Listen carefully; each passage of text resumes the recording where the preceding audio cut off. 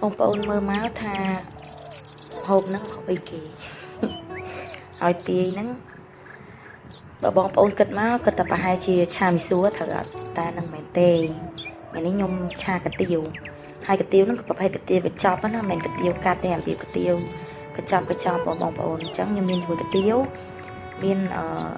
ស្លឹកជីកដោមានស្បែកជ្រូកស្បែកជ្រូកក្រៀមហ៎ហើយនឹងពោះស្ដែកដូចយឺហឺហើយប៊ីយឺហឺណាបងប្អូនហើយនឹងស្លឹកផ្កាខាត់ណាហើយខ្ទឹមបារាំងការ៉ុតចឹងណាចឹងសាច់ជ្រូកនេះខ្ញុំយកមកច្រាំតែខ្ញុំច្រាំតែបានម៉ត់ទេបងប្អូនអើយលក្ខណៈថាច្រាំខ្ជិលសាច់ជ្រូកមិនដែលបានម៉ត់ម្ដងណាទេហើយខ្ញុំចាក់ប្រេងចូលទៅប្រេងយើងប្រើមិនមុំបានណាចឹងយើងដាក់ខ្ទះយើងក្តៅមកហើយយើងពងខ្ទឹមនិយាយទៅរបៀបយើងឆាកាទៀវនេះវាស្តៀងតែឆាមីសួរដែរណាបងប្អូនប៉ុន្តែយើងឆានេះគឺមិនមែនដូចឲ្យយើងឆាកាទៀវមួយទៀតទេណាបងប្អូនអានេះកាទៀវរបៀបជាកញ្ចប់ចឹងវាអត់ដូចអាយើងកាទៀវមួយទៀតទេចឹងនេះខ្ញុំឆារបៀបដូចយើងឆាមីសួរចឹងហើយខ្ញុំលីងខ្ទឹមហើយខ្ញុំចាក់ឲ្យប៊ីយឺហឺចូលតែម្ដងដើម្បីវាចាស់ក្លិនឈ្ងុយមកឈ្ងុយណាបងប្អូនហើយបន្ទាប់មកទៀតចាំយើងដាក់គ្រឿងបន្តទៀតចឹងណាហើយយើងមើលតែយើងនេះហើយយើងដាក់សាច់ចាំយើងចូលដូចខ្ញុំនិយាយចឹងសាច់ខ្ញុំមិនដែលច្រាំបានម៉ត់ម្ដងណាទេទី1ដោយសារកបិតខ្ញុំវាអត់មុតកបិតខ្ញុំអត់សូវមុតអញ្ចឹងវាពិបាកក្នុងការច្រាំតែបងប្អូនច្រាំឲ្យម៉ត់ជាងនេះទៅណាបានវាឆ្ងាញ់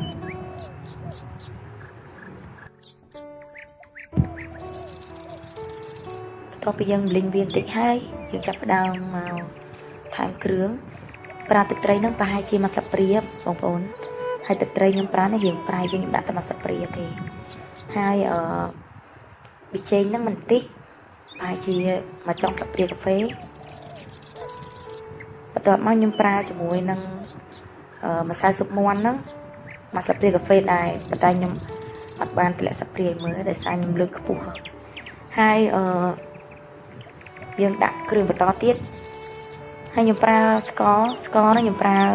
2ស្លាបព្រាបាយណាស្លាបព្រាបាយចូលហ៎បងប្អូនព្រោះខ្ញុំឆានេះរៀងច្រើនដែរហើយប្រេងខ្យងហ្នឹង1ស្លាបព្រាបាយកន្លះនេះខ្ញុំបានវាស់ស្លាបព្រាទេតែខ្ញុំស្មានព្រោះអីយើងធ្វើរាល់ថ្ងៃទីយើងដឹងហើយទឹកស៊ីអ៊ីវហ្នឹង1ស្លាបព្រាបាយទៅប៉ុន្តែជាក់ស្ដែងនេះខ្ញុំដាក់ថែម1ស្លាបព្រាបាយទៀតអញ្ចឹងទឹកស៊ីអ៊ីវទាំងអស់វា2ស្លាបព្រាបាយដោយសារតែសាច់យើងហើយក៏ដូចជាបន្លែនិងកាទៀវហ្នឹងរៀងច្រើនណាអញ្ចឹងយើងទៅតាមម្លីវាតិចមកហើយខ្ញុំធ្វើការដាក់ជាមួយនឹង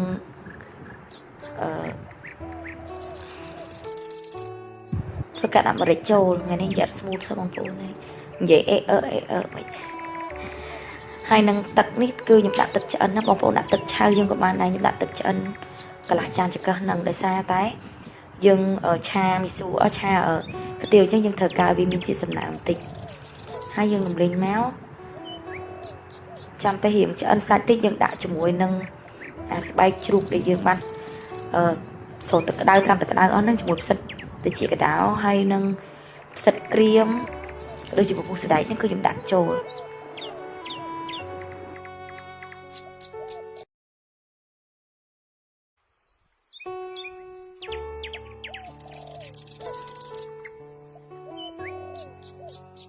ហើយបងប្អូនដែលអត់ចេះពីរបៀបឆាមើលវីដេអូនេះបានប៉ុន្តែបើបងដែលគាត់ចេះហើយក៏មើលទៀតទៅចានិយាយលេងទេចាបើសិនបងប្អូនធុញ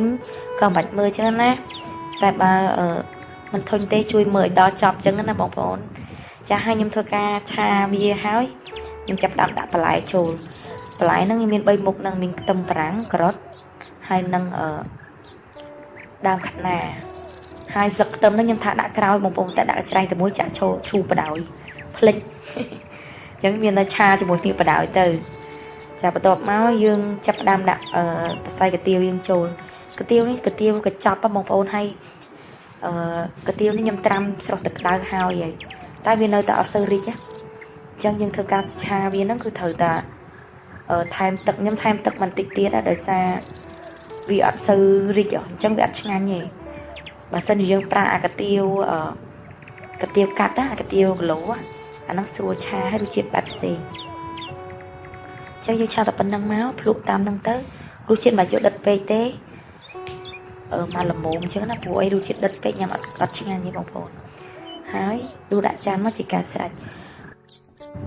hai con đọc bóng phồn này chui mơ video đã chóp bóng phồn video nhóm mình tập bên nâng tế hai ní cứ việc cha cái tiêu vật chọc nó nghe bóng phồn con